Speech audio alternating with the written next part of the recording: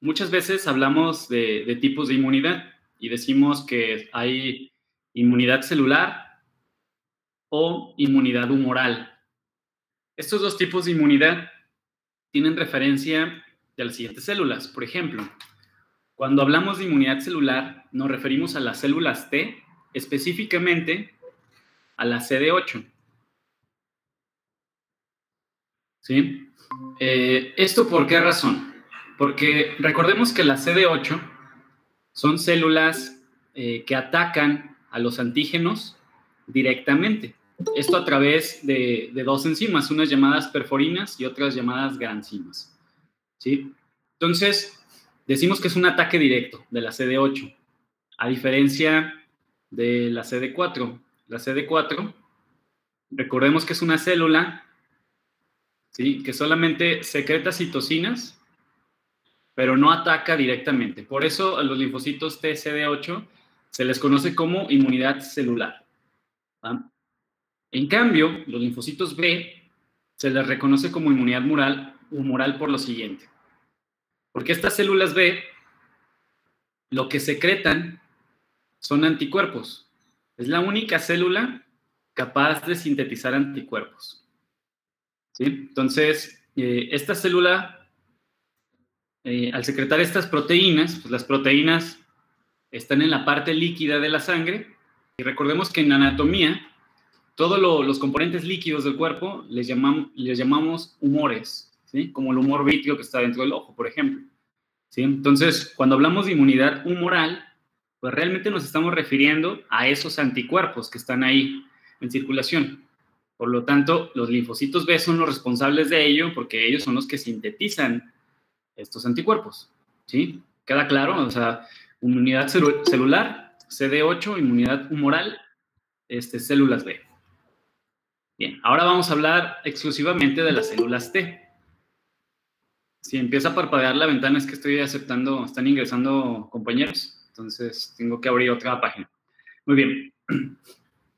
Los linfocitos T se van a dividir principalmente en dos, ¿no? Esa es su primera división. A los que llamamos linfocitos T helper, ¿sí?, y a los T citotóxicos. Ojo aquí, lo vamos a nombrar así en inglés por la siguiente razón, porque en español estos son cooperadores. Y estos, al ser citotóxicos, ambos serían abreviados como TC. ¿Sí? Que de hecho algunos libros sí lo abrevian así como TC, pero te confunden porque ambos serían TC. De la manera, si los abreviamos en el término en inglés, entonces estos nos referimos como TH, ¿sí?, y estos TC. Entonces es mucho más fácil distinguirlos. ¿Va?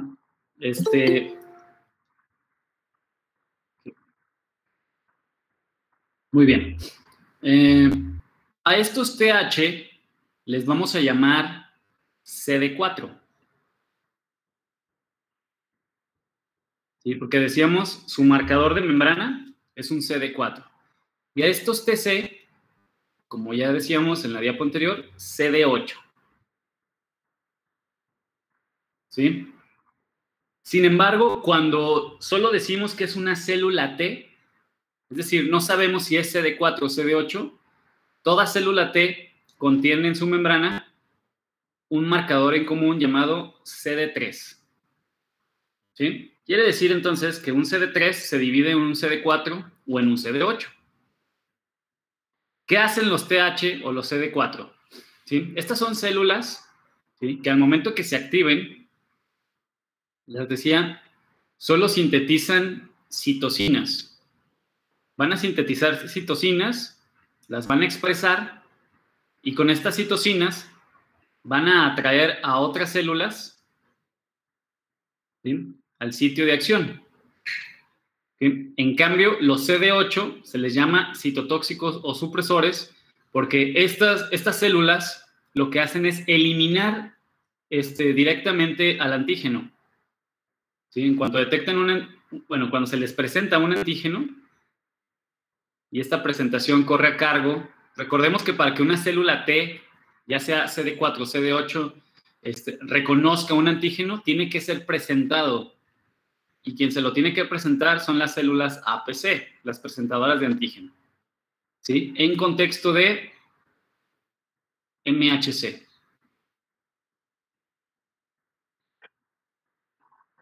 ¿Va? Ojo aquí, recordemos que cuando el MHC es de clase 1, entonces le presentará los antígenos a la CD8, ¿sí? Y esta CD8 se encargará de la eliminación de esta célula. Pero cuando el MHC es de clase 2, entonces los antígenos son presentados, ¿sí?, a la CD4. Esas van a ser las compatibilidades. En la histología, si nosotros vemos una célula, es más, cualquier linfocito, se va a ver como lo que estamos viendo en pantalla, ¿sí? En un frotis sanguíneo no podemos decir, pues es un linfocito T o es un linfocito B. No se puede distinguir uno de otro. Incluso si tuviéramos un NK, tampoco pudiéramos distinguirlo. Entonces, hay que tener mucho cuidado aquí. Para poder hacer una distinción de qué tipo de célula es, por eso tenemos los marcadores, ¿sí? ¿Alguna duda con esto, chicos?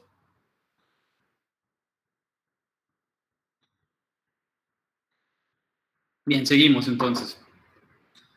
Ok, resulta que estas células T tienen en membrana un receptor llamado receptor de célula T, que se abrevia en inglés como TCR, ¿sí? Que es T-Cell Receptor.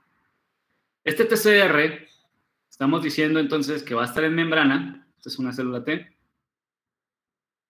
Si es célula T, decimos, acuérdense, CD3.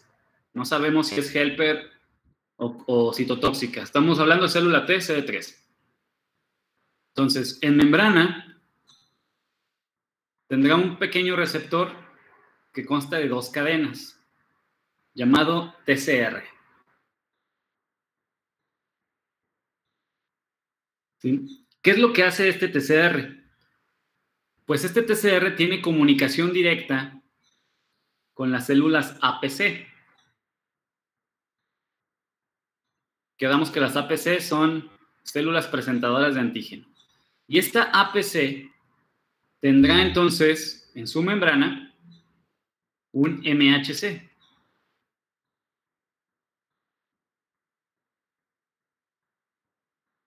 ¿Sí? Y este MHC, recordemos que trae consigo un antígeno. O sea, le está presentando eso que se encontró en circulación a la célula T. Sin embargo, este MHC, recordemos que tiene que funcionar de acorde a si es clase 1 o si es clase 2. Quiere decir que entonces no basta con que esta sea una célula T y tenga TCR, sino que deberá tener también en membrana la proteína CD4, ¿sí?, o en su caso la proteína CD8. ¿Sí? Si es un MHC clase 1, pues entonces será presentada al CD8, se le presenta, el MHC se le presenta al TCR, y si es clase 2, pues entonces a un CD4. ¿Dudas con esto? La interacción, esta interacción es muy importante. Quiere decir que la APC forzosamente tendrá que tener un MHC y la célula T forzosamente tendrá que tener un TCR, un CD8 o un CD4. ¿Sí? ¿Dudas hasta aquí, chicos? No, doctor. No, doctor. Ok, seguimos. Bien, estos linfocitos T se comienzan a complicar cuando descubrimos que el TCR existen de 2 tipos. ¿Sí? El TCR tipo 2 le vamos a llamar linfocitos alfa-beta. Y aquellas células T que tengan TCR tipo 1, entonces le vamos a llamar linfocitos gamma-delta. ¿Sí? Ahora bien, los tipo 2 o alfa-beta se componen hasta el 95% de linfocitos circulantes. Y solo el resto, que consta hasta un 15%, serán gamma-delta. ¿Sí? Estamos diciendo que del 100%, ¿sí?, de células T, ¿sí?, 85 al 95% son alfa-beta y hasta del 5 al 15% son gamma-delta. ¿Sí? Eso es nuestra población de células T. Ahora vamos a hablar solo de los que son TCR tipo 2, es decir, solo alfa beta. ¿Sí? Para que no se me confundan. A ver. Vamos poniéndolo en contexto. Estamos diciendo entonces que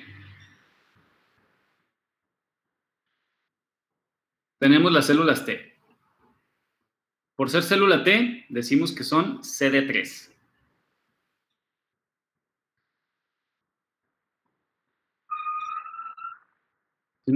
Esta CD3, entonces lo vamos a dividir de esta manera.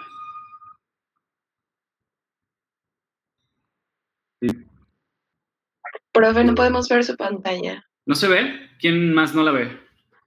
Yo tampoco la veo. Yo tampoco. Ok, déjenme ver qué pasó. Sí, ya vi. Perdón. No sé por qué se salió. ¿Ya la ven? Sí, ya, gracias. ¿Sí? Okay. A ustedes. Ahora sí, ¿verdad? ¿Todo el mundo la ve? Sí. Sí, muy bien. Ok, entonces tenemos que la célula T es CD3 y se va a dividir en dos. Nuestra nueva división consta a partir de los TCRs. ¿Sí? Quiere decir que una división tendremos TCR tipo 2 y la otra división es TCR tipo 1.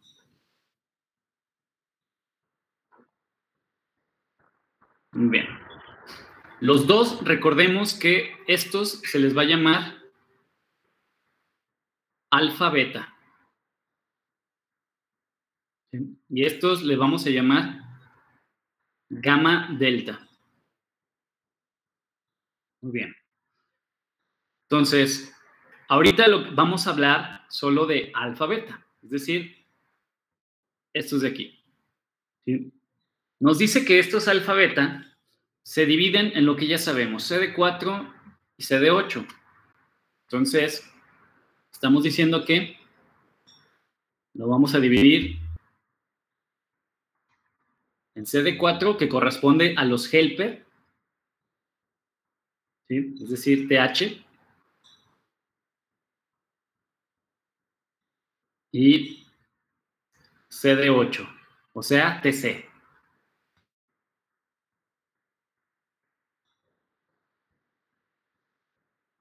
TC.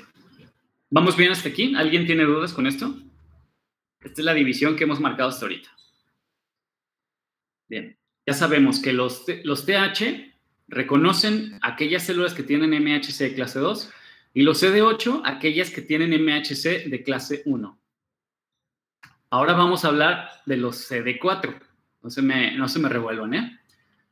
CD4 tiene varias divisiones. ¿Sí? Cuando hablamos de que es una célula que acaba de salir del timo, que recordemos que ahí es donde se desarrollan las células T, ¿sí? Estas vamos a decir que son células TH0. Es decir, es una célula que no ha tenido contacto con nada. ¿Sí? Sin embargo, se van a dividir principalmente en TH1 y TH2. Pero ojo con esto, porque resulta que no solo existen esas. También vamos a tener, posteriormente cuando veamos enfermedades, veremos que existen las TH3, las TH9, ¿sí? Y unas muy, muy importantes en las enfermedades inmunológicas, llamadas TH17. Estos nombres los reciben por las interleucinas, más que nada, ¿sí? Pero bueno, estas que puse aquí son en enfermedades, están involucradas en enfermedades.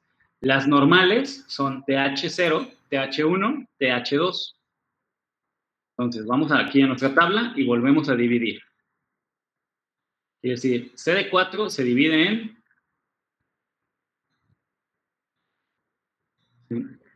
TH1,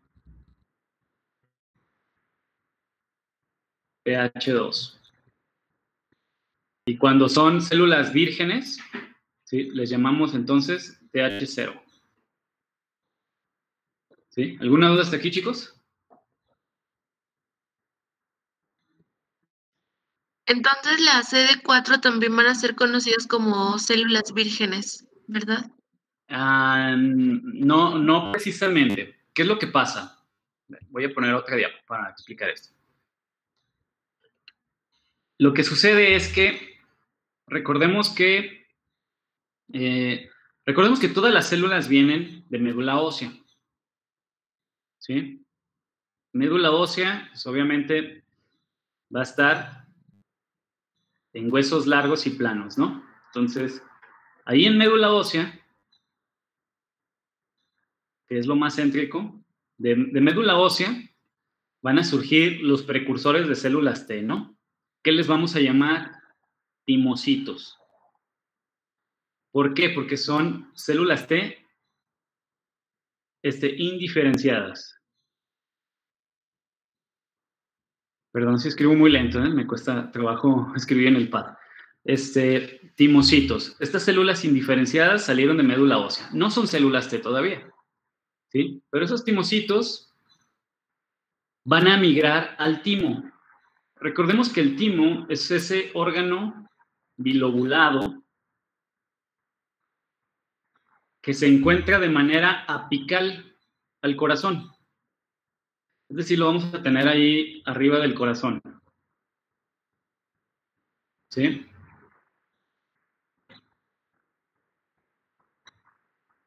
Bueno, no sé si se entienda mi dibujo, pero imaginen ustedes que este es el corazón.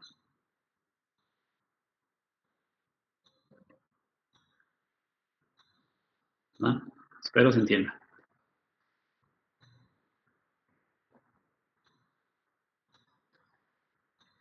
Bueno, entonces el timo, que es esta cosita que está ahí arriba, la vamos a poner en verde. ¿Sí? El timo va a ser esto. ¿Sí? El timo, recordemos que es un órgano que involuciona. Es decir, que conforme vamos creciendo, se va perdiendo su función. Entonces, cuando entra el timocito, ¿sí?, al timo, es una célula T indiferenciada. Pero dentro del timo va a recibir una especie de entrenamiento donde de ser ese timocito indiferenciado, va a llegar a ser una célula T. ¿Qué implica ser una célula T? Pues que desarrolle un CD3, ¿sí?, que desarrolle algún tipo de TCR.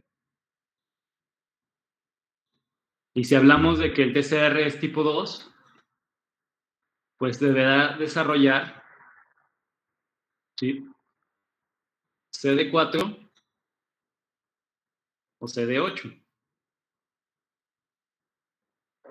Bien, cuando ya son CD4 o CD8 positivos y salen del timo y regresan otra vez a circulación, se dice que son células nativas.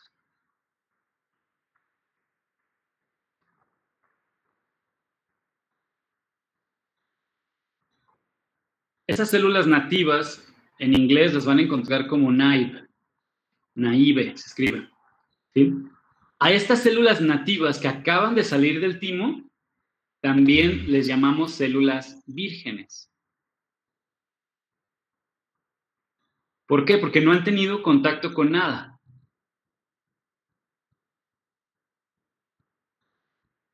¿Sí? Estas células vírgenes pueden ser tanto CD4 como CD8. En el caso de la CD4, las células vírgenes, ¿sí?, les vamos a llamar TH0. ¿Sí? Pero también entiéndase que puede haber CD8 positivas vírgenes. ¿Por qué? Porque esas CD8 acaban de salir del timo y no han tenido contacto con nada. Apenas en circulación es donde van a tener su primer contacto. ¿Sí queda claro eso? Sí, doctor, gracias. No, pero no. Bien, entonces seguimos. Ya que tenemos esta TH0, esta célula va a recibir un estímulo, ¿sí? Donde, dependiendo del estímulo bioquímico, en este caso citocinas, ¿sí? Se va a convertir o en TH1 o en TH2.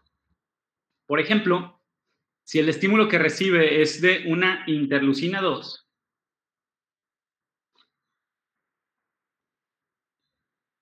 si el estímulo que recibe es una interleucina 2, entonces se convierte en una TH1. Pero si el estímulo que recibe es de una interleucina 4,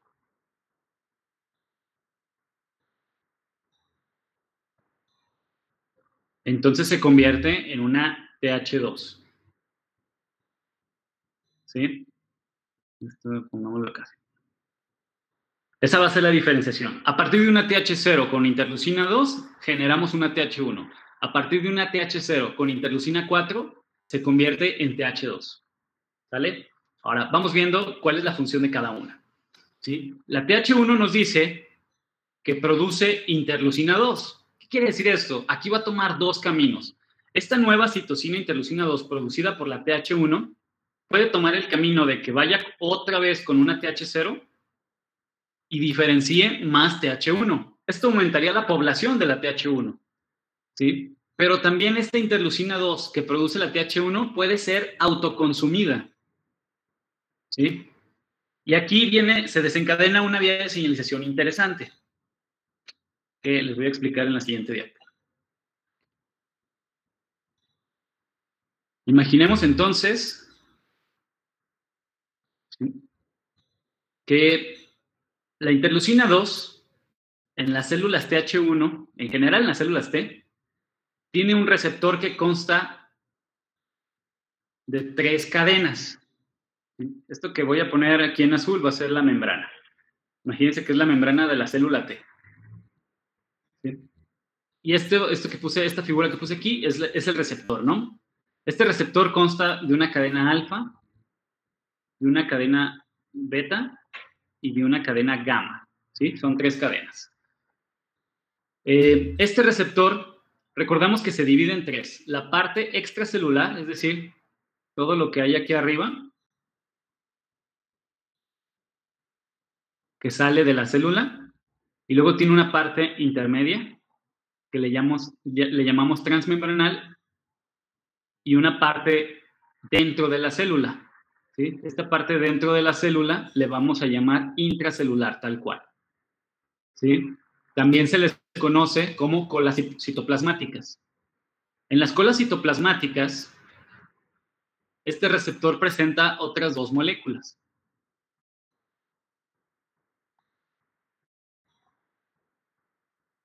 Estas moléculas son quinasas, llamadas JAK.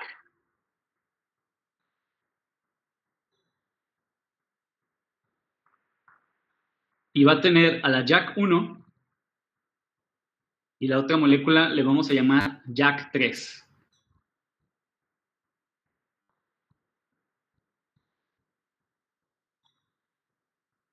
¿Va?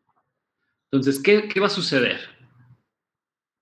Estamos diciendo que esta célula produce su propia interleucina 2, la cual va a consumir, por lo tanto va a llegar a un receptor de interleucina 2. Que este receptor es este que pusimos en azul, ¿sí? Receptor de interleucina 2.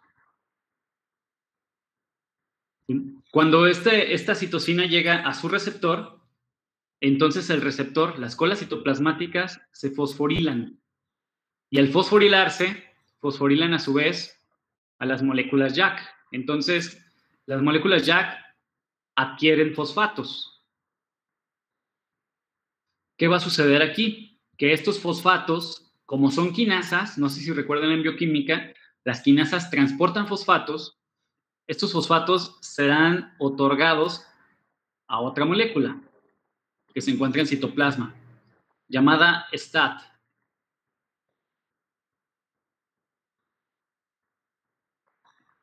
Específicamente a la STAT5. Cuando la STAT5 se fosforila, entonces se dice que se dimeriza. ¿Qué quiere decir esto? Que se unen dos moléculas STAT5.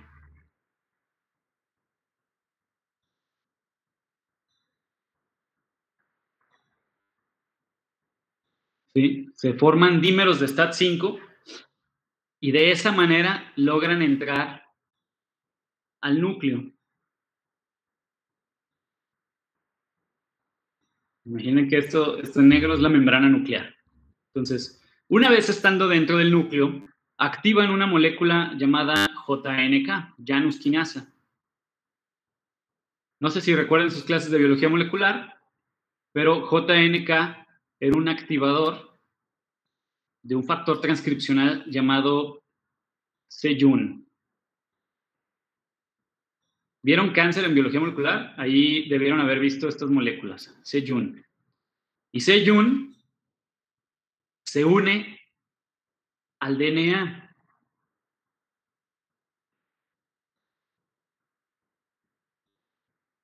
¿Sí? Una vez unido al DNA, c-Jun se queda esperando una segunda señal. ¿Sí? Esa segunda señal va a provenir también de las JAK. ¿Sí? Entonces aquí unimos a c-Jun. Bien. Posteriormente, estas mismas JAK van a fosforilar a unas moléculas, una llamada RAF. ¿Sí? Se fosforila RAF y a su vez RAF, ¿sí? Fosforila a otra llamada RAS.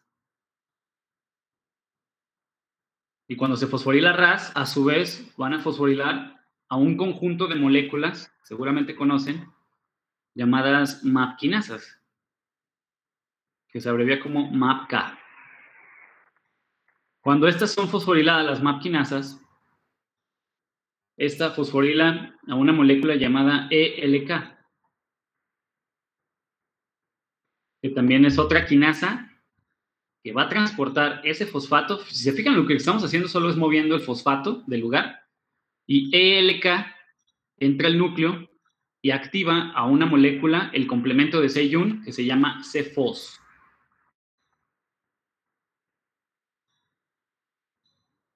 C-Fos se une con c-Jun al DNA y esa nueva molécula que se formó, C-Fos más c-Jun, ¿sí? Ahora se va a llamar AP1. Proteína asociada 1 significa. Y resulta que este AP1 es el factor transcripcional de la ciclina D. ¿Se acuerdan qué hace la ciclina D? ¿Alguien se acuerda?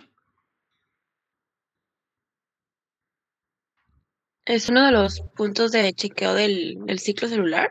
Exactamente. La ciclina D, de estar esta célula al inicio en la etapa G0 del ciclo celular, es decir, estaba en reposo, entonces cuando se sintetiza ciclina D, decimos que entramos a G1. Es decir, estamos llevando al ciclo celular a esta célula. ¿Qué es lo que va a pasar después de ese ciclo celular? Pues que esa célula va a generar una división. ¿Sí? Es decir, se clonó. Entonces, todo esto para explicar que cuando la TH1 produce interleucina 2 y la autoconsume, la TH1 se clona. ¿Qué diferencia va a haber, entonces, de una TH1 producida a partir de una TH0 por interleucina 2 a una TH1 producida por una TH1? ¿Qué diferencia habrá? Pues que con la 1 se clona, mientras que con la... Ajá. Sí, mientras que No, doctor, ya me confundí.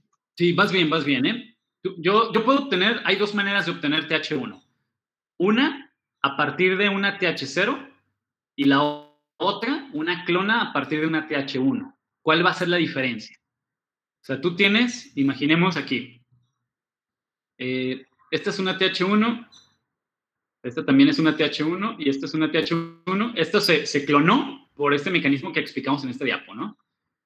La otra manera es que tú tengas una TH0, ¿sí? Y a partir de esa TH0 obtengas una TH1.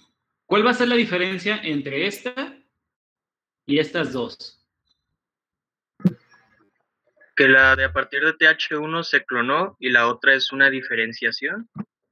Ok, sí, estás en lo correcto, pero que van a ser las mismas funciones todas las TH1 nuevas. No, la otra ya está adaptada para algo en específico, la que se clonó. Exacto. Exacto. Quiere decir que esta que se clonó ya sabe reconocer algo en específico, por lo tanto sus clonas también saben reconocerlo. Sin embargo, esta TH1 a partir de la TH0, a partir de que ya, a pesar de que ya está diferenciada, sigue siendo célula virgen, no ha tenido contacto con nada. Entonces, podemos asegurar que estas son más especializadas, ¿sí?, que aquellas que vengan de la TH0. Profesor, entonces estas son los mentados linfocitos específicos. Bueno, así lo manejaban. Sí, exactamente, o de memoria también conocidos. ¿Sí? Ojo con esto, ¿dónde radica su importancia? ¿Qué es lo que estamos viviendo ahorita? Una pandemia donde estamos esperando una vacuna, ¿sí? Esa vacuna nos va a generar clonas de células T. Lo que nosotros queremos de esa vacuna son estas clonas. Entre más clonas tengamos, vamos a asegurar que los pacientes ya no padezcan enfermedades futuras, ¿sí?, del mismo antígeno, obviamente.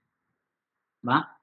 Ahora, lo importante de esto es que estas clonas, ¿sí?, se van a ir a circulación y se van a resguardar, ¿sí?, en ganglios linfáticos.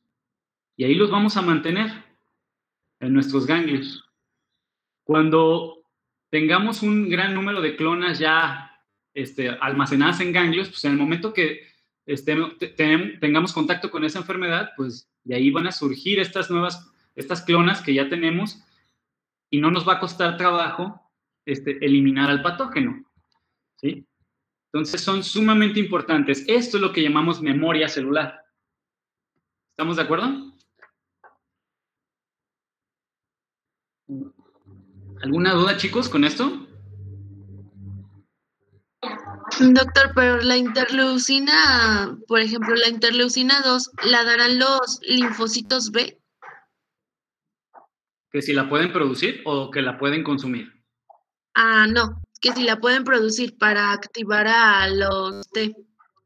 Ah, ya. Sí hay, sí se la pueden producir, pero fíjate que lo normal es que la produzcan los mismos T, ¿sí? Pero sí, el linfocito B puede llegar a producir interleucina 2. En un proceso inflamatorio sí se puede dar esa premisa. ¿Vale? Muy bien. Entonces, continuamos. ¿Qué más hace el TH1? ¿Sí? El TH1 nos dice que también produce interferón gamma. Y el interferón gamma tendrá respuesta principalmente en las células NK. ¿Sí? Recordemos que una célula NK es capaz, ¿sí?, de detectar células infectadas para poder eliminarlas, pero también es capaz de detectar, ¿sí?, células cancerígenas. Voy a dibujar una célula cancerígena, la representamos con 2 núcleos, ¿sí? Las puede reconocer para llevar a su eliminación, ¿sí? Eso es muy importante. Un dato aquí cultural: los pacientes que están infectados por virus, ya sea por hepatitis C, por hepatitis B o por VIH, les inyectamos interferón gamma con la finalidad de elevar el número de NKs y reconozcan todas aquellas células que estén infectadas para su eliminación, ya que estas células se encuentran solamente en el 1% de células blancas, ¿sí? Bien. ¿Qué más hace el interferón gamma? El interferón gamma es un... ¿Sí? ¿Perdón? Perdón, es que no le entendí. Al tener un TH, o sea, al recibir un TH y interferón gamma, ¿se convierte en un natural killer? No. Quiero decir que el TH1, ¿sí?, sintetiza interferón gamma, ¿sí? Y ese interferón gamma tendrá su efecto en las células NK, activándola. ¿Sí me expliqué? Sí, profesor, perdón. Nunca se va a convertir en NK, ¿eh? Produce interferón gamma y este interferón gamma, ¿sí?, activa a las células NK a que ejerzan su acción citotóxica. ¿Vale? Muy bien. ¿Qué más hace el interferón gamma? Este interferón gamma que produjo el TH1 va a tener su acción también. Recordemos en clases pasadas que decíamos que la célula que tenía receptores de interferón gamma, pues eran los monocitos. Y este interferón gamma en un monocito tiene la capacidad de diferenciarlo en un macrófago.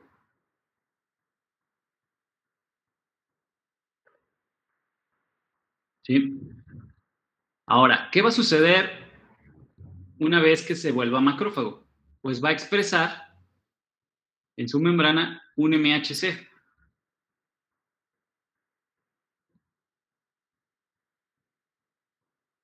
Principalmente los macrófagos tienen MHC de clase 2. Y si es de clase 2, pues entonces le va a presentar antígenos a otra TH0. ¿Sí? Y aquí se retroalimenta este sistema. ¿Sí quedó claro ese mecanismo? Doctor, entonces, ¿el interferón gamma también convierte los monocitos en macrófagos? Así es. Ok. ¿Sí? Que recordemos que cuando es macrófago, pues ya puede fagocitar y presentar antígeno a más THC, perdón, TH o CD4. ¿Va? Ok. ¿Qué más hace el TH1? Nos dice que otro de sus acciones es controlar la respuesta celular. ¿Quién quedamos que era la respuesta celular? Los CD8. Estamos diciendo con esto que el TH1 es capaz de activar aquellos que son citotóxicos, o sea, CD8. ¿Sí? ¿Vamos bien? A ver, ilustremos esto entonces en esta tabla.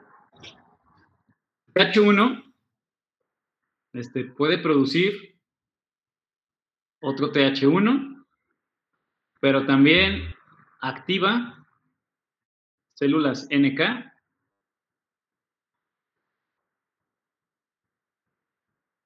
diferencia monocitos a macrófagos y también es capaz de activar, ¿cómo le hago aquí? Bueno, a CD8.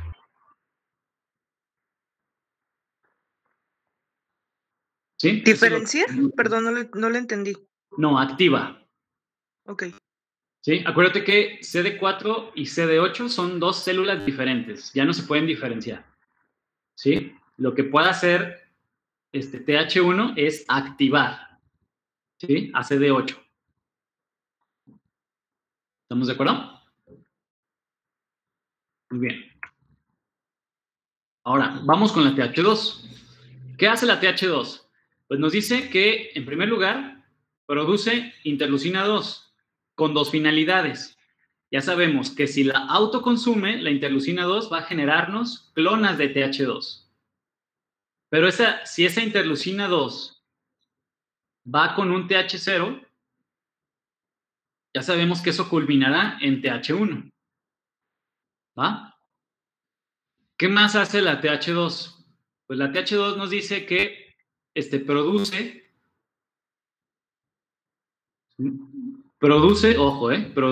interleucina 4 e interleucina 5. Estas dos son homólogas. La interleucina 4 tiene efecto también en el monocito. Recordemos que el monocito tiene tanto receptores de interferón gamma como receptores de interleucina 4. ¿Qué va a hacer la interleucina 4 en el monocito? Diferenciarlo a macrófago. Y de nueva cuenta, el macrófago en contexto de MHC clase 2 le presenta un antígeno a otra TH0, y ahí se tendrá que diferenciar en TH1 o en TH2. ¿Sí? Pero también la interleucina 4 activa, recordemos, a unas células que ya vimos, que son los eosinófilos. Y estas células, como característica principal, pues tienen gránulos de histamina. Estos gránulos de histamina los expulsa una vez que son activadas, gracias a la interleucina 4, y esos gránulos de histamina van a provocar inflamación.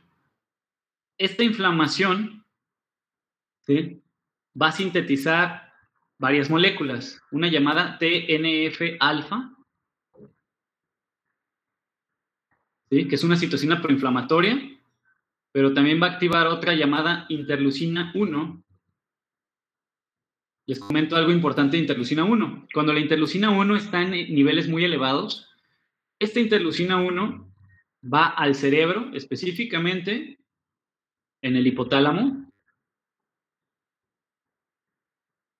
y ahí estando en el hipotálamo, ¿sí?, el hipotálamo recordemos que regula la temperatura. Entonces, cuando los niveles de interleucina 1 son muy altos, cruza la barrera hematoencefálica, va al hipotálamo, y esto genera un cuadro febril. Por ejemplo, cuando nosotros veamos un paciente que tiene una sepsis, que llega al hospital por sepsis, y ya tiene fiebre, lo primerito que debemos de pensar es que los niveles de inflamación traducidos en interleucina 1 ya están elevadísimos. Eso es lo que tenemos que pensar. Entonces tenemos que desinflamar a ese paciente. ¿Sí? Bien. Y también activa a otra llamada interleucina 6, que es la que tenemos enseguida. La misma inflamación desencadenada por la histamina. Cuando tenemos estas tres activan, bueno, o sintetizan una llamada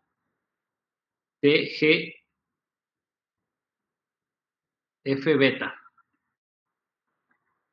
que significa factor de crecimiento transformante beta.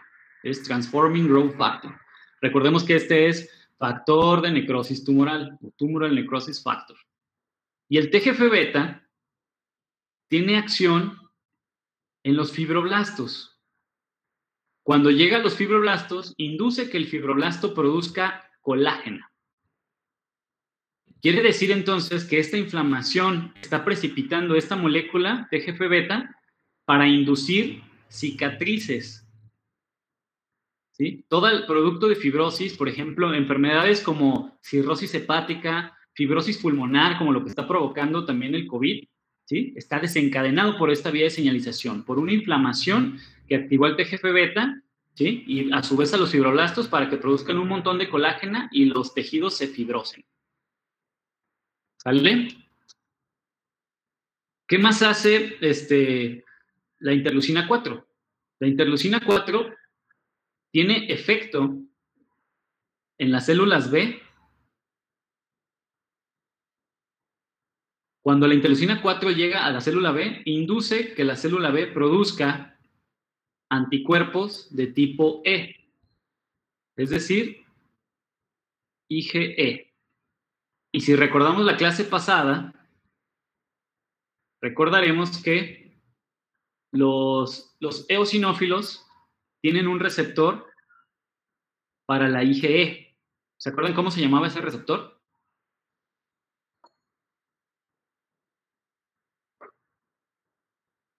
¿Para cuál, doctor? Para la IgE. El receptor que detecta IgE en los eosinófilos. CD23. Exacto, CD23. ¿Sí? Estos eosinófilos que presentan CD23 reconocerán a la IgE. ¿Con qué finalidad? Cuando reconocen a la IgE, recordemos que induce más cantidad de histamina secretada. Y esto se va a traducir en más cantidad de citocinas proinflamatorias. Y esto a su vez, más cantidad de TGF-beta activado, más colágeno desencadenado. ¿Sale? Ahora bien, La interleucina 5, a diferencia de la interleucina 4, ¿sí? En una célula B, esta va a ser la única diferencia entre la 4 y la 5. La interleucina 5 en la célula B, en vez de producir IgE, te va a producir IgA.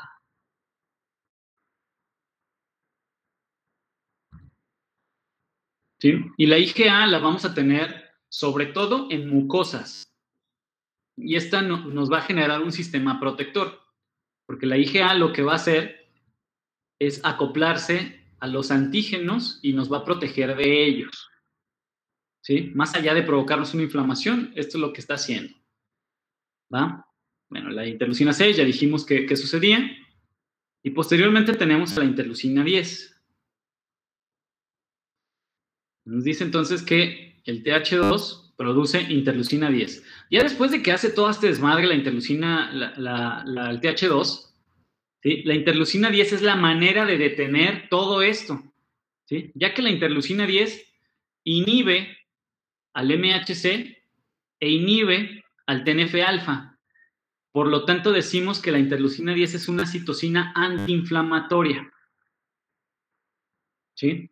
Esta interleucina 10 lo que nos otorga es una regulación de la inflamación, porque si nosotros permitimos que esta inflamación prosiga, ¿sí? Los tejidos van a sufrir las consecuencias y el paciente se nos va a poner mal. Entonces, la TH2 sirve para autorregularnos, pero también no es bueno tener un montón de TH2, porque estamos viendo que está activando eosinófilos en gran escala.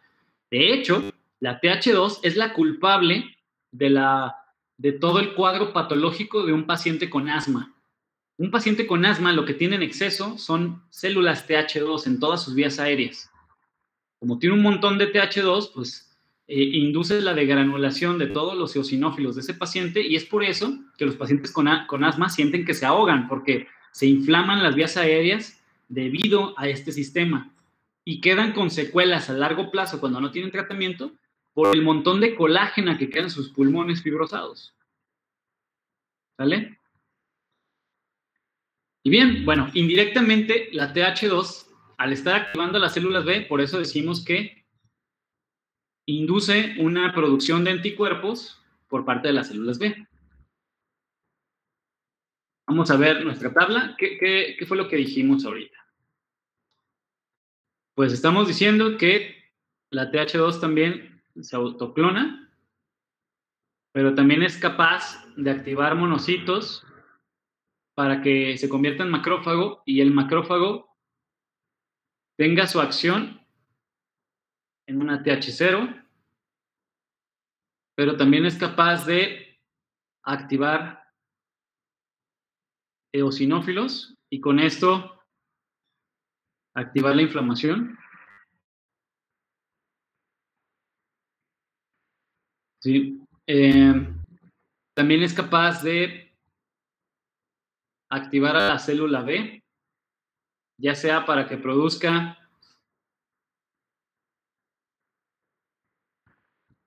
IgA o que produzca IgE.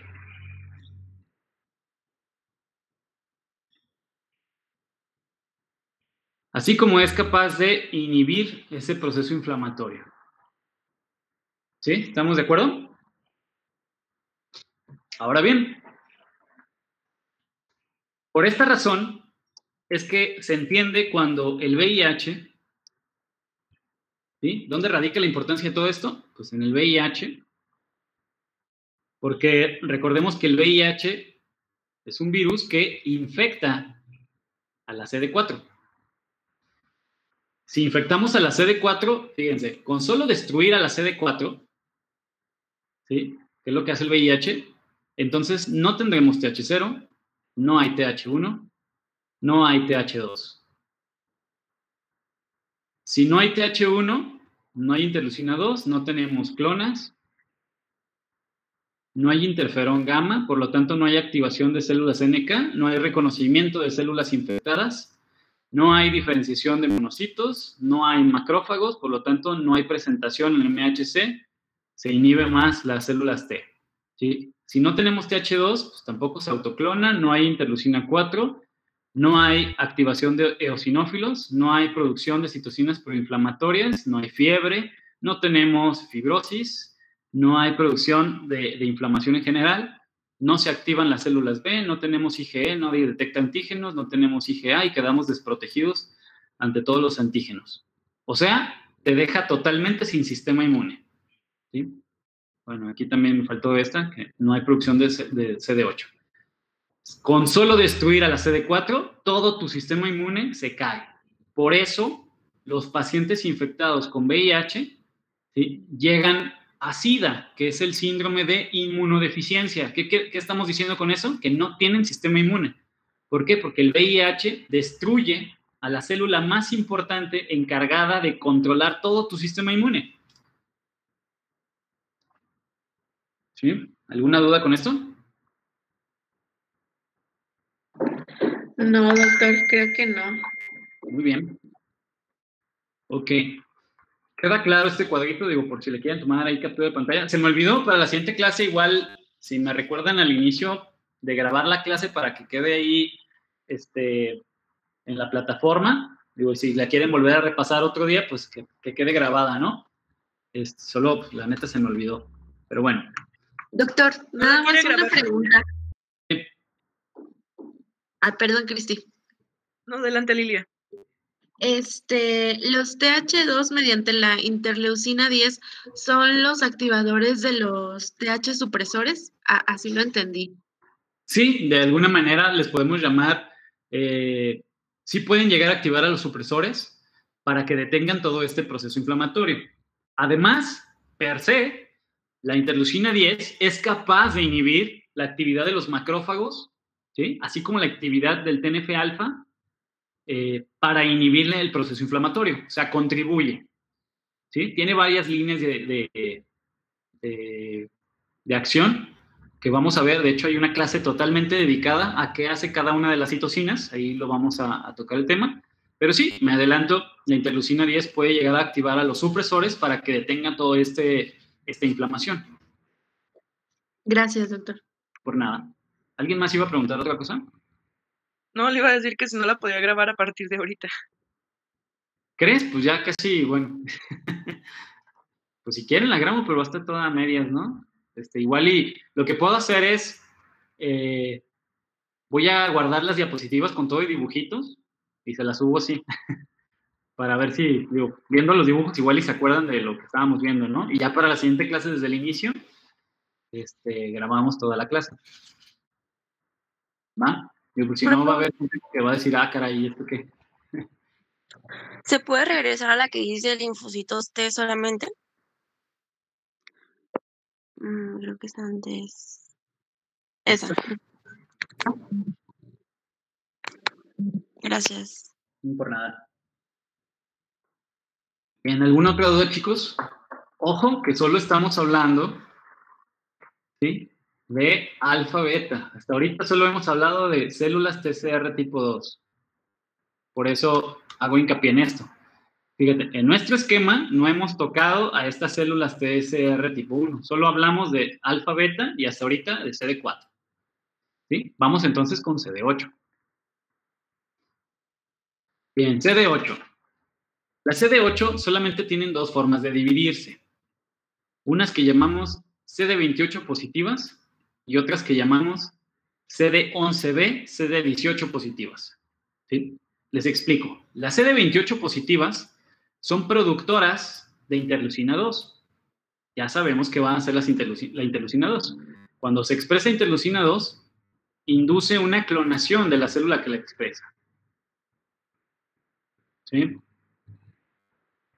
Entonces, cuando tienen CD28 en membrana, decimos, ok, es una célula CD8 activa, ¿sí?, productora de interleucina 2. En cambio, cuando no tienen CD28, pero tienen CD11B, CD18, nos dice que no produce interleucina 2. ¿Qué quiere decir esto? Pues que es una célula CD8, ¿sí?, que está inactiva. No quiere decir que no funcione, solamente pues nadie la ha activado, ahí está, de forma quiescente, o sea, se encuentra en G0, esta célula. ¿Sí? Y ahí anda. En el momento que llegue un antígeno, que le presenten un antígeno a esta célula, pues entonces se activará y va a producir CD28. ¿Sí? ¿Va? Y ya entonces producirá todo lo que tiene que producir la CD8. Cuando la CD8 está activa, ojo aquí, produce dos enzimas, una llamada perforina, ¿sí? Y otra llamada granzima, esta que está aquí. La perforina, literal, le hace una perforación, o poros, a la membrana de la célula enemiga. Y a través de esos poros, introduce estas enzimas llamadas granzimas, que van al DNA, ¿sí? Y actúan como caspasas, es decir, cortan el DNA para mandar a esta célula a apoptosis. ¿Sí? Esa es la forma de eliminar esta célula. ¿Ok? Por eso se le llama a esto inmunidad celular. Regresándonos a nuestra tabla, ¿sí? Estamos diciendo entonces que esta CD8 la vamos a dividir en CD28 positivo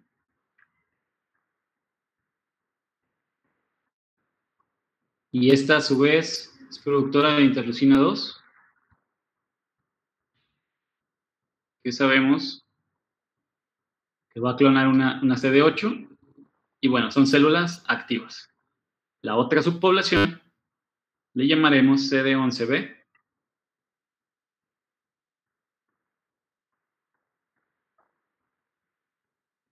CD18. ¿Dudas hasta aquí, chicos?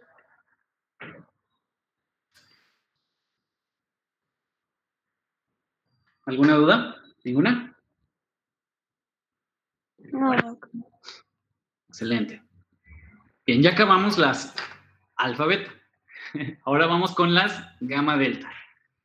¿Sí?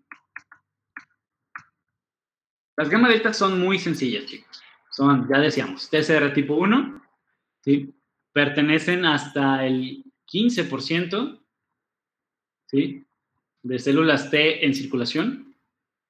Y bueno, ¿por qué son sencillas? Porque son CD4 y CD8 negativas.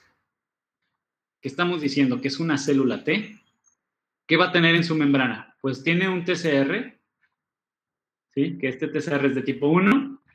También, por ser célula T, presenta CD3 en membrana. Y ya, no tiene ni CD4 ni CD8. ¿Qué implicación tiene esto? Pues que si viene una APC, y esta APC contiene un MHC de clase 2, ¿qué va a suceder?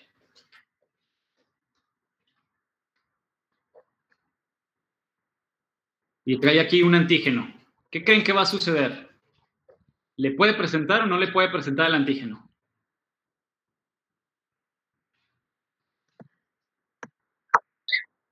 No, porque es CD8 negativo. Exacto. Aunque recordemos que el MHC de clase 2 le tiene que presentar ¿a quién? A CD4.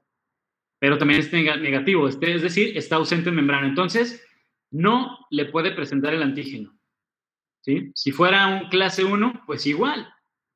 No le puede presentar el antígeno porque la APC tiene que corroborar si es CD8 o CD4.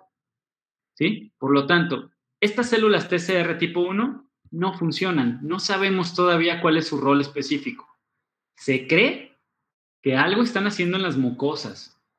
Y los últimos avances de estas células es que tienen un rol específico en tumores, pero no se sabe bien qué es lo que hacen.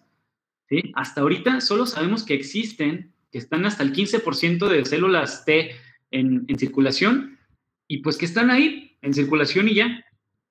Aunque hace un par de años se descubrió un tipo de célula T gamma delta, CD8 positivas, sin embargo, solamente intraepiteliales, es decir, entre las capas de la piel, ¿sí? Ahí se encontraron estas células CD8 positivas. Obviamente que si son CD8 positivas, estas sí van a funcionar.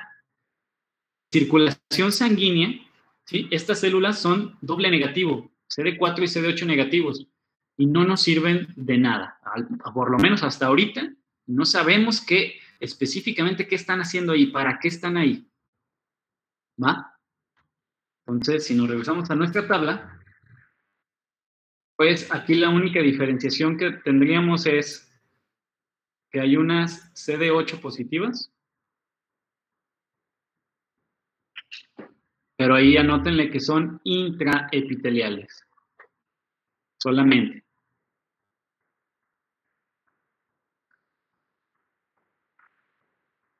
¿Sí? Y anotar los porcentajes.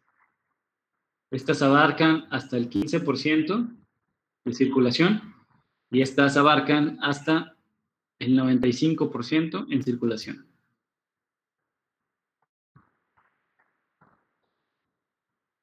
¿Dudas con esto, chicos?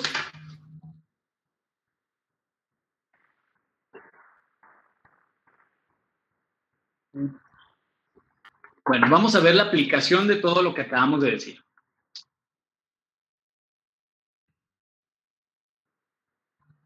¿De qué nos sirve todos estos conocimientos? Pongamos un ejemplo. Llegas a hospital y tienes un paciente masculino, 10 años de edad, ¿sí? Diagnóstico, leucemia linfocítica aguda. Es todo lo que sabes, ¿sí? Paciente masculino, 10 años de edad, leucemia linfocítica aguda. Tú como médico tratante, ¿qué haces? ¿Cuál es el primer paso aquí? A ver, Aranza, ¿qué le harías a este paciente? ¿Qué quieres saber de él? Solo sabes que tiene leucemia linfocítica aguda. ¿Qué tienes que corroborar? ¿Cuáles son las células que no están trabajando o las que están dañadas? Exactamente, igual quien puso VIH también es importante. Ahora, Aranza, ¿qué le mandas a hacer? ¿Qué estudio le mandas a hacer a este paciente? Para saber lo que tú me acabas de decir.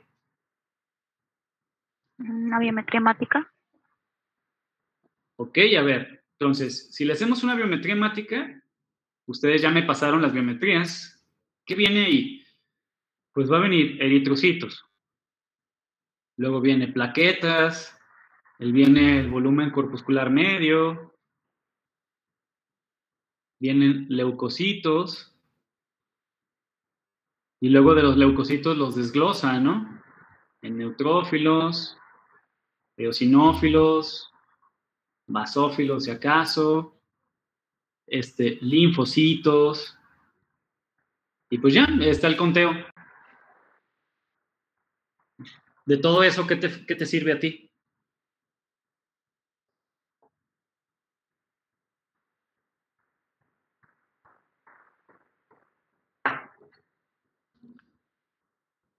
¿Qué quiere decir que tenga leucemia? Que tiene más glóbulos blancos que rojos, ¿no?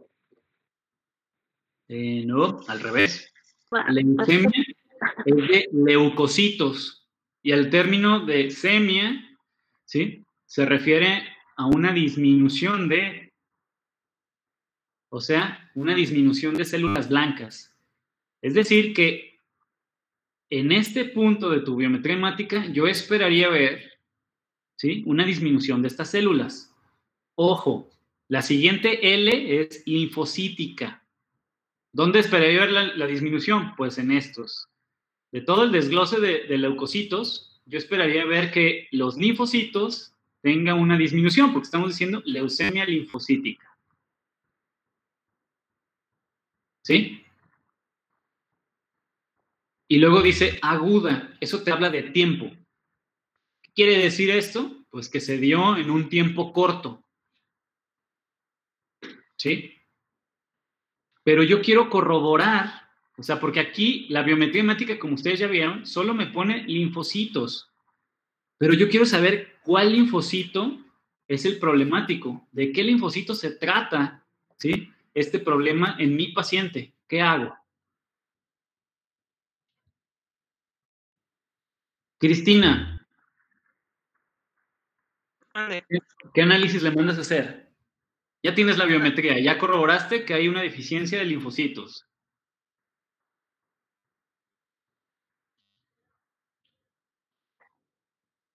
Si yo te pregunto, si el escrito te pregunta, oye, ¿qué célula es? La verdad no sé, profe, no, creo que me perdí. A ver, recordemos este esquema. Ojo, tú necesitas saber, ya sabes que hay una deficiencia de células blancas. ¿Cuál célula blanca? Aquí está la respuesta, ¿no? Linfocítica, o sea, es decir, que tú tienes probabilidades de la célula problemática es que sea una B, que sea una T o que sea una NK. ¿Cómo sabes si se trata de la B, si se trata de la T o si se trata de la NK? Y eso tiene relación a la pregunta que le estoy haciendo. ¿Qué estudio le mandas a hacer para saber qué tipo de célula es la problemática?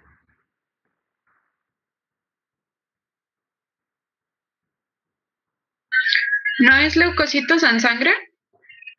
No, porque finalmente si pones leucocitos en sangre, pues te van a dar un frotis y te van a decir lo mismo. Ah, tiene tantos neutrófilos, tantos eosinófilos, tantos basófilos, tantos linfocitos.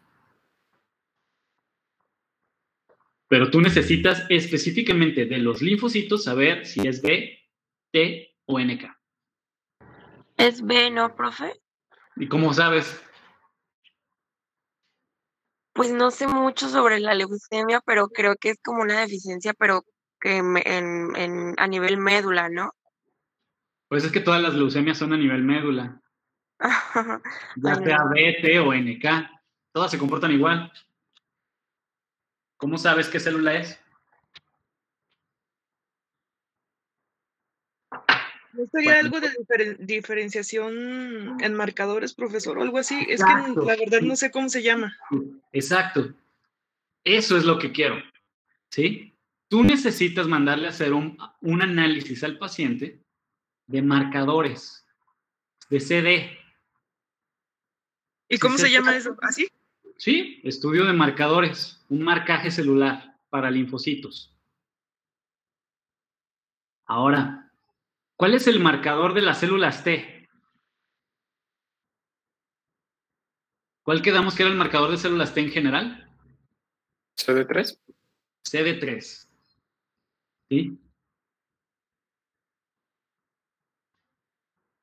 El de las B, se los voy a decir porque no lo hemos visto, puede resultar, las células B tienen 3 marcadores, ¿sí? Que es el CD19,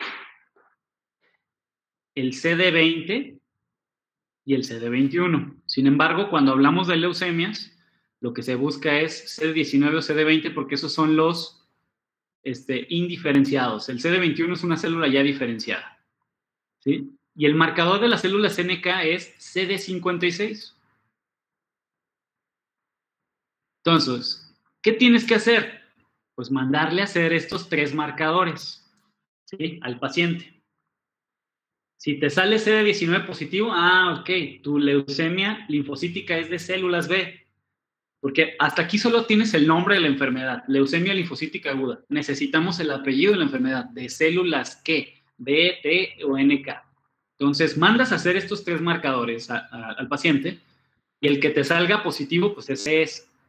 Para dar seguimiento a lo que estábamos viendo, imaginemos que tu marcador sale positivo a CD3. Entonces ya dices, ok, es una leucemia linfocítica de células T. Y le ponemos el apellido. De células T. Bien, ya sabes que tu célula problemática es la célula T. Porque, ojo, la biometría te está poniendo linfocitos en general. O sea, todo. Tú tienes que saber cuál es el linfocito que tiene el problema. ¿Sí? Con el CD3, si te sale positivo CD3, ¿sí? Entonces tú dices, ya, ok, es una leucemia linfocítica de células T. Ahora, ya sabes que es CD3, ¿qué otro análisis debes de hacer? Antes de decidir, bueno, le voy a aventar quimioterapia, al cabo es un paciente de 10 años, ¿qué otro análisis debes de hacer? Antes de pensar en la quimioterapia.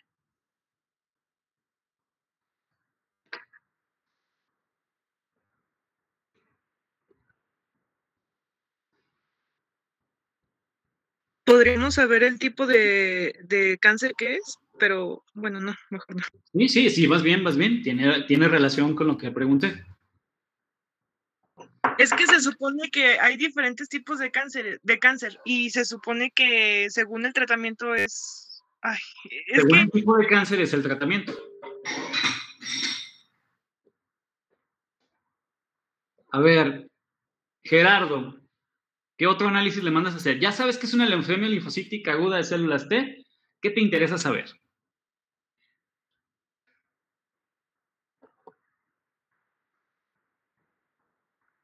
¿Gerardo anda por ahí? Sí, aquí estoy. Va, ¿qué otro análisis le haces?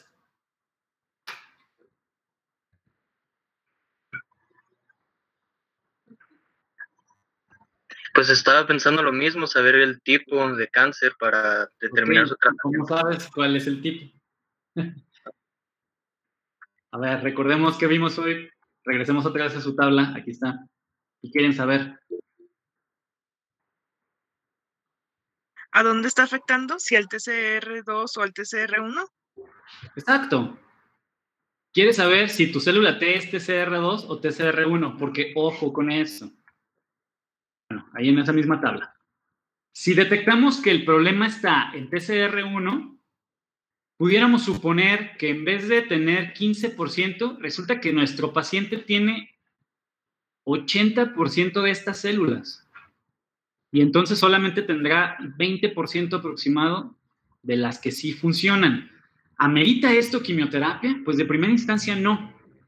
¿Por qué? Porque a lo mejor lo único que tenemos que hacer es darle un fármaco para activar a las células que sí funcionan, que son el TCR tipo 2, y aumentar su número para disminuir estas, sin necesidad de aventarle quimioterapia de primera instancia. ¿Sí? Eso si corroboramos TCR tipo 1. ¿Qué tenemos que hacer aquí entonces? Nuestro siguiente análisis es mandarle a hacer un marcaje para TCR1 o TCR2. ¿Cómo lo mandamos a hacer? Recordemos que estas son alfa beta y estas son gamma delta. Entonces, lo que vamos a hacer es escribirle en su receta, decirle, que necesito un marcaje, ¿sí? Conteos celulares de gamma delta y alfa beta en el paciente CD3 positivo. ¿Va? Y entonces aquí te van a decir, pues mira, resulta que hay más gamma delta que alfa beta. Entonces, al principio no piensas en una quimioterapia. Primero vamos a ver si podemos aumentar las alfa beta y de esa manera compensar al paciente. Ya que si tú corroboras que efectivamente son gamma delta, pero tú corroboras una mutación, pues ya valió. Ahí es el tipo de cáncer más agresivo que existe en relación a las leucemias. Sin embargo, también son muy raras. Clasificar a mi paciente con leucemia linfocítica aguda de células T gamma delta, pues es darle prácticamente la bendición, ¿no? Porque ninguna quimioterapia le va a hacer efecto. ¿Sí? Es un cáncer sumamente agresivo. A pesar de que tenga 10 años, los esquemas de quimioterapia son, así le tienes que aventar litros de quimioterapia para que responda este paciente. Profe, ¿y los antihistamínicos no funcionarían en ese caso? No, para nada, porque los antihistamínicos, recordemos que lo único que te van a inhibir es la histamina, ¿sí? Que generada por los eosinófilos, pero eso no quiere decir que solamente esto te va a paliar la inflamación, pero un cáncer, pues nunca, ¿verdad? Oiga, doctor, y ahí es cuando usan trasplantes de células madre, ¿no? Exactamente. Aquí puedes optar por un trasplante. Puedes optar por un trasplante de células hematopoyéticas. ¿Para qué? Pues para quitar todo eso, porque la verdad es que el panorama está súper difícil. Si corroboramos que el cáncer es de gamma delta, olvídate. ¿Sí? Ahora bien... Normalmente eso ya es genético, ¿no? Sí, claro, son mutaciones heredadas en muchos de los casos. Son muy pocas las leucemias linfocíticas agudas que se dan por sustancias químicas, ¿sí? ¿Por qué? Porque tendría que estar el paciente, estamos diciendo que es un paciente de 10 años, porque un paciente de 10 años estaría expuesto a mutágenos, ¿no? A menos de que estuviera consumiendo algo que le estuviera haciendo daño, o que su papá trabajara en alguna industria donde le esté llevando sustancias químicas a la casa, pues entonces se daría. Entonces, la mayoría, por epidemiología, son heredadas. ¿Sí? Muy bien, supongamos entonces que sale positivo alfa beta, pues ahí indudablemente estas sí tendrían que servir, y si no están sirviendo, pues lo primero que decimos es, están mutadas, tiene cáncer, ¿sí? Y aquí también pensamos en esquema de quimioterapia, ¿sí? Sin embargo, es mucho menos agresiva las alfa beta que las gamma delta, y aquí el esquema de quimioterapia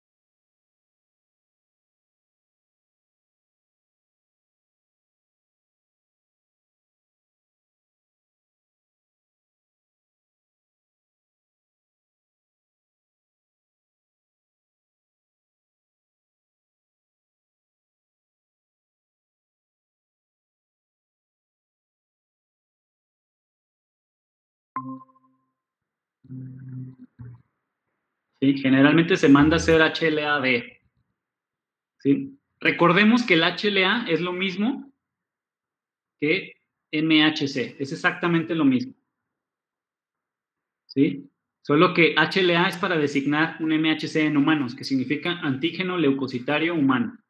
MHC es complejo mayor de histocompatibilidad, pero es exactamente lo mismo. ¿Va? Entonces, tenemos que corroborar la compatibilidad. ¿Por qué? Porque si no, entonces nuestras células NK, principalmente, van a reconocer que el HLA es genéticamente distinto y van a empezar a atacar al trasplante. Eso es lo que sucedería.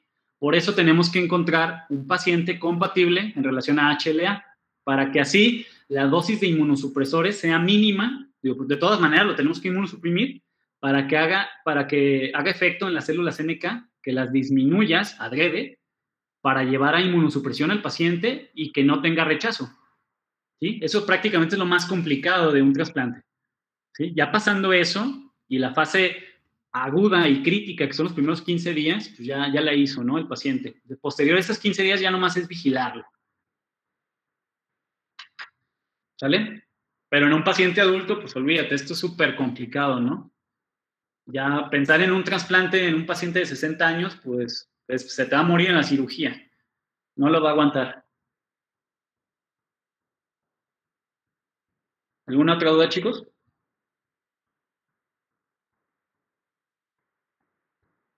Entonces, en personas mayores ya ni siquiera es recomendable hacer el trasplante. Tienes que evaluarlo. En personas mayores hay que hacer toda una evaluación clínica, porque la mayoría de las veces tienen complicaciones, o son diabéticos, tienen sobrepeso, tienen alguna falla cardiovascular, pues resulta que está en mal estado el paciente porque no hace ejercicio, o no come bien, está desnutrido. Y esto hay una clasificación. Los geriatras clasifican a los adultos mayores como paciente robusto o paciente frágil. Cuando hablamos de un paciente frágil es porque tiene comorbilidades producto de pues una mala calidad de vida, ¿no? Cuando clasificas tú como frágil a un paciente, pues tiene mal pronóstico. ¿Sí? Y a un paciente frágil, hacerle un procedimiento quirúrgico donde lo tienes que anestesiar de manera general y le vas a meter un cuerpo extraño, pues ahí ya, la verdad es que sí es muy complicado. ¿Sí? Entonces, de todas formas, hay que evaluarlos. Hay pacientes adultos mayores que le haces una operación a corazón abierto y te lo aguantan, ¿no? Pero todo va en relación a la calidad de vida del paciente y al estado clínico que tenga el paciente. ¿Sí? Siempre se hace una evaluación, si se considera un procedimiento así, siempre se evalúa y se omite una opinión, ¿no? El médico dice, mira, yo sí te recomiendo o no, yo no te recomiendo por tal y por tal cosa, ¿no? Pero en la mayoría de los casos, si hacemos un análisis estadístico de esto, te puedo decir que yo creo que más del 60% de pacientes adultos mayores no aplican para una cirugía, ya es muy complicado. ¿Sí? Es un porcentaje menor el que sí pudiese aplicar. ¿Va? Gracias, doctor. No, pues nada. ¿Alguna otra duda, chicos? Bueno, si no tienen ninguna otra duda, entonces pues solo les pediría que dieran un repaso a esto. Al rato, así como está, voy a dejar la presentación toda rayada para que la voy a subir. Y pues bueno, la próxima clase, que es mañana, solamente terminamos las células SAS y hacemos un